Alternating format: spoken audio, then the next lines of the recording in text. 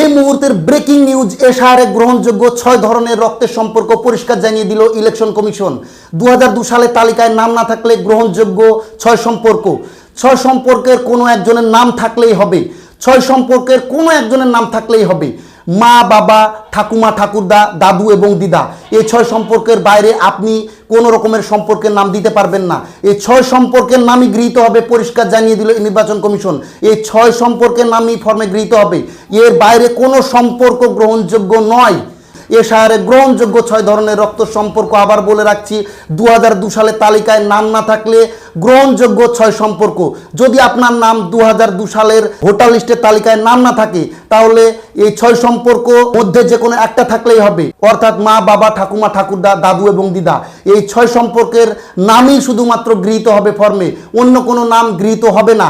এর বাইরে কোনো সম্পর্ক গ্রহণযোগ্য নয় বলে দিল নির্বাচন কমিশন। একদম পরিষ্কার জানিয়ে দিচ্ছি আপনাদেরকে, কাকি, কাকা কিংবা ভাই এসবের নাম দিয়ে কখনোই আপনি ফর্ম ফিল আপ করবেন না। এই ফর্ম ফিল আপ যদি করেন, তাহলে আপনার ফর্মটি রিজেক্ট হয়ে যাবে।